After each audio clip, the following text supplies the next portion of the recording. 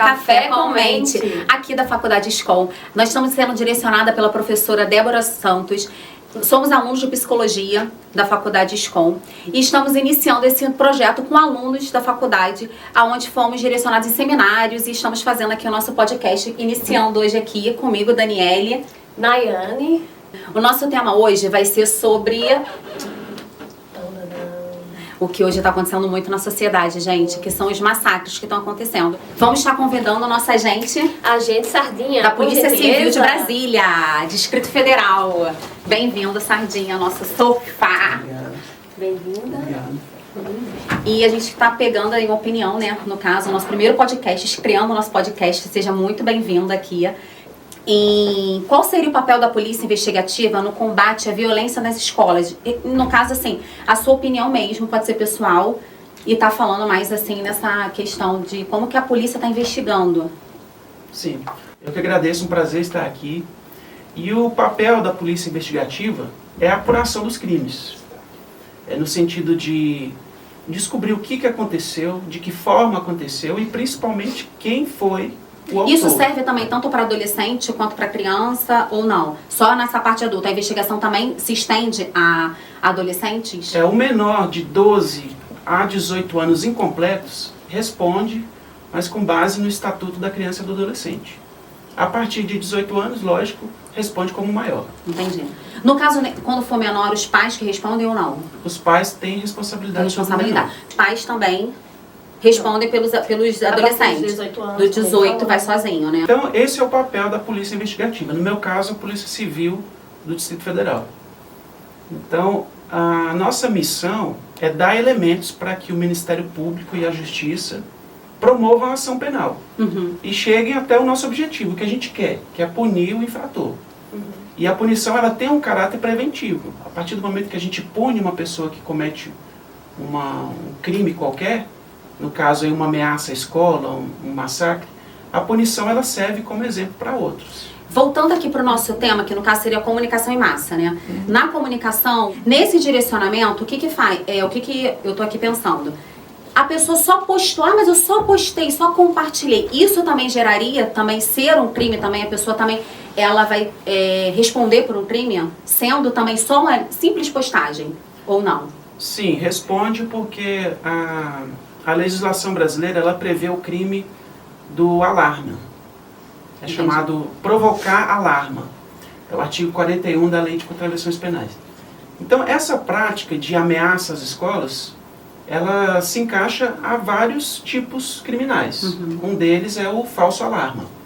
Então, o simples compartilhamento de uma informação desse tipo, um material desse tipo, já pode configurar o crime de falso alarma. Entendi. A gente teve uma repercussão enorme aqui das escolas, recebendo mensagens das crianças apavoradas em ir para a escola. Meu filho vomitou para poder ir para a escola. Então, assim, são coisas que realmente, de fato, como que, no caso, na nossa atuação como psicólogo, para poder estar prevenindo isso na cabeça das crianças e estar fazendo um acompanhamento. Então, o papel do psicólogo é muito importante para esse acompanhamento. Acompanhamento independente da idade, tá, gente? Porque as crianças também, elas têm, no caso, se fica com medo, né? E gera pânico, gera uma função de coisa. Depois a prof, ela dá uma palhinha aqui pra gente em relação ao que se cria em relação à cabeça da criança e do adolescente com medo disso. E o quanto que os pais podem prevenir não compartilhando, né? Não compartilhando essas informações. E aí a gente vai pra uma outra pergunta também, que a Naya aqui vai fazer. Como que pode ser feito para amenizar, né, esses ataques? Como que os pais podem estar ajudando também, as escolas? Como que pode ser feito? Isso, é importante dizer aí que do papel da imprensa, da mídia, que são meios de comunicação em massa, nesse aspecto, porque houve muito erro em relação a isso. Porque quando se divulga o que aconteceu, quando se divulgam detalhes do criminoso, isso pode servir de combustível para outros que têm esse mesmo pensamento. Então, quando você mostra a foto dele, a casa onde ele vivia, o quarto dele, os objetos que ele venerava, né, aquela adoração que geralmente esse tipo de criminoso tem por outros criminosos que cometeram outros delitos, assim, outros massacres. Então isso não deve ser divulgado para não servir como alimento para outros que têm Até essa como mesma exemplo, intenção. né? Que vão, tipo, como se fosse adorando também a mesma coisa, né? A Isso, mesma para eles isso é um idolatrando prêmio. isso. Para eles isso é um prêmio, é um troféu. Né? Aparecer na mídia como o autor do massacre, aquilo é um orgulho, né? A gente não entende. Não entende como que a Não cabeça da entende, gente mas é. na- É dentro difícil, do né? grupinho deles, né? Isso, para esse grupo de pessoas, para esse tipo de mentalidade que eles têm, isso funciona como um prêmio. Um dos maiores desafios da polícia investigativa é chegar na autoria daquela ameaça, daquela prática. E às vezes as pessoas acham que é sutil, né? Uma ameaça, mas foi só isso. Então diminuem Tem muita uma coisa coisa por de muita coisa, porque por trás vem, né? Exatamente, mas tem consequências, né? Como eu falei, o próprio ato de compartilhar já configura crime. Né? Isso pode configurar um crime de ameaça, um crime de incitação ao crime.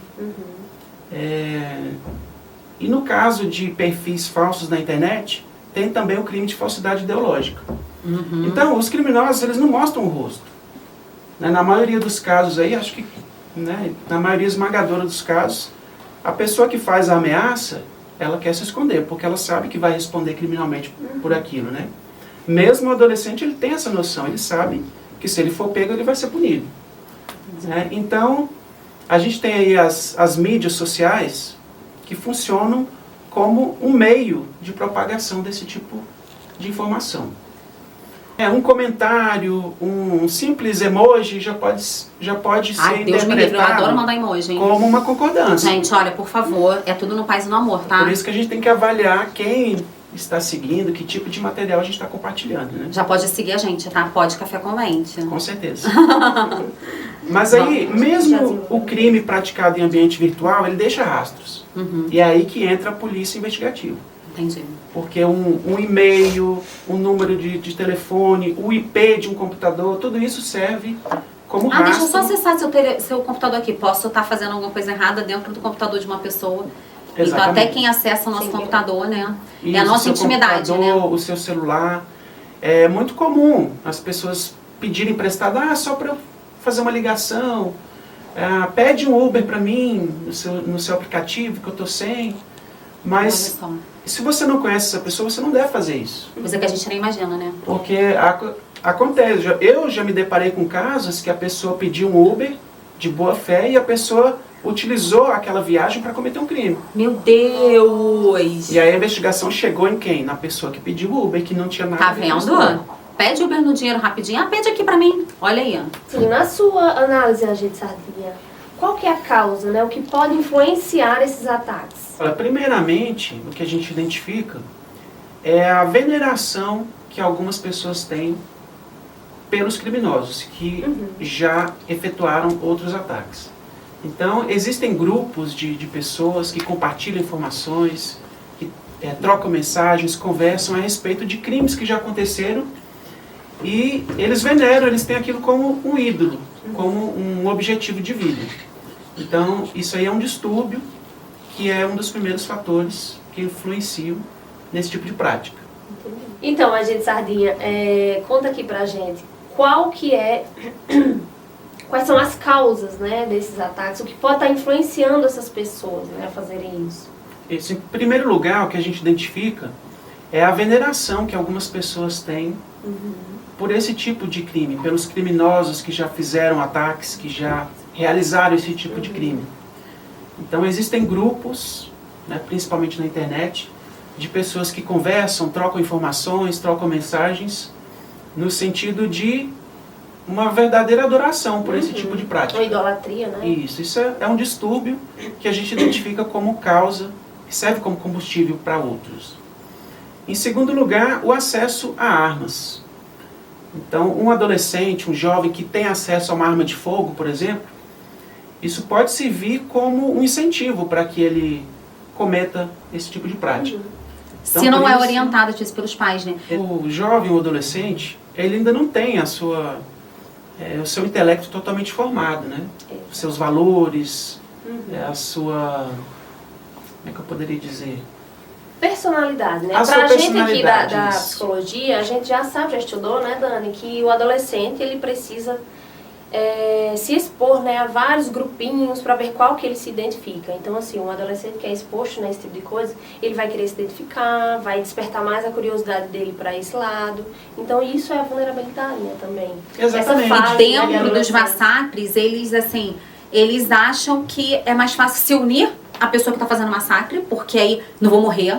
Eu tive uma conhecida que o filho, no caso, ela não, se eles vierem matar aqui na escola, eu vou pro lado deles e ajuda a matar. Eu falei, como assim? Ajuda a matar? Não tem como, né? Mas assim, o medo de morrer, você acaba querendo se unir à pessoa que tá errada. Então, assim, um diálogo, um direcionamento legal, bacana, uma conversa. Eu acho que a conversa, gente, é tudo pra qualquer pessoa. Então, assim, não adianta a gente sair brigando, a gente sair... Não, senta, conversa, que vai dar certo, vai chegar num acordo, né, ali em comum.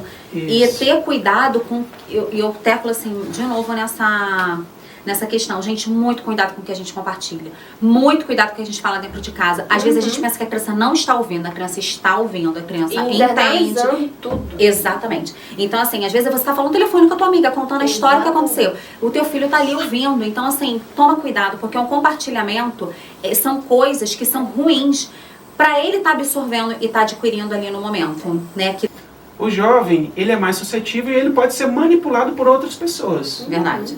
Porque nesses grupos tem os mentores e eles sabem muito bem o que estão fazendo. Exatamente. Então eles sabem como colocar aquilo na mente daquele jovem, daquele adolescente, para poder manipulá-lo a cometer uma prática criminosa. Aí vai já para outro tema, que seria, no caso, acredito, a prof não está aqui para consertar a gente, será que seria uma psicopatia para estar direcionando a pessoa, né? Qual alerta que você deixaria para esses adolescentes, para os pais também, né? Para direcionamento, para eles não estarem... às vezes, porque às vezes você também pode estar no lugar errado na hora errada. Mas você não compartilhar nada errado na hora errada também. Sim. Então, qual alerta que você deixaria para a gente também, para tá finalizando o nosso podcast aí, para as pessoas?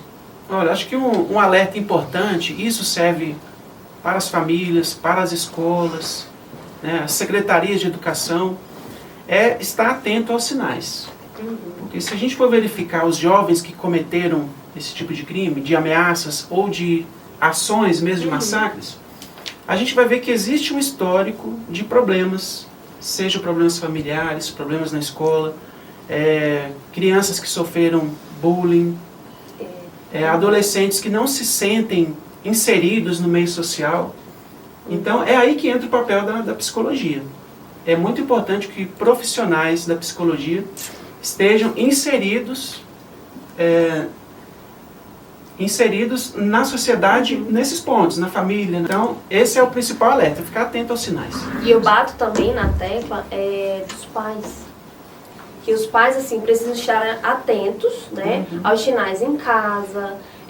Não ficar com esse tipo de pensamento, eu não quero invadir a privacidade do meu filho. Tá em não, casa, gente, tá quietinho dentro do quarto. Tá estudando. Não, gente, por favor, pais, entrem no quarto dos seus filhos.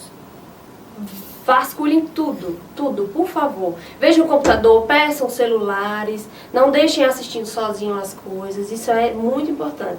E até a gente, assim como profissionais, né, futuros profissionais, se Deus quiser.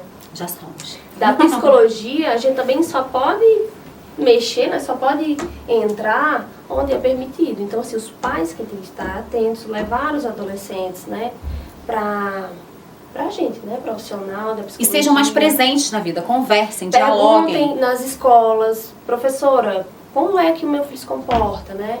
O que ele faz, como é com um coleguinha tal, porque a gente tem que prestar atenção, bullying, como ele mesmo falou, a frieza dele em relação a qualquer situação que aconteça, isso é muito importante, muito. E tem adolescentes, jovens, que têm arma, tem machadinha em casa e os pais não sabem. Os pais nem sabem, gente. E eu já vi casos de mandado de busca em residência para esse tipo de denúncia, esse tipo de prática, e os pais não tinham noção do que tinha dentro de casa. Meu Deus. Às vezes a gente simplesmente não vai na escola numa reunião, Coisa pequena. Mas eles se sentem sozinhos, vazios, porque não tá com o pai. Então, assim, a presença não é estar presente ali. Não, é ser presente, é chamar pra ver um filme, é ser presente, dar uma volta. Quem tem 1, 2 filhos, faz um programa com um, faz com o outro, pra eles se sentirem importantes, se sentirem pra vocês. Porque, assim, não adianta chorar depois, porque aí depois vai ser tarde demais. Então, assim, vamos tentar resgatar a mentalidade desses adolescentes, né? Dessas crianças, cuidado com o que a gente fala. E assim, nessa primeira edição do nosso podcast, a gente só tem a agradecer a sua presença aqui. A gente vai estar convidando aqui a nossa professora, a professora Débora Santos. Por favor, professora, vem aqui pra gente poder estar finalizando o nosso podcast. Então, esse trabalho, ele foi uma ideia que surgiu de um momento criativo da equipe, que estava trabalhando comunicação em massa, que é um dos temas que a gente aborda nas disciplinas introdutórias da psicologia.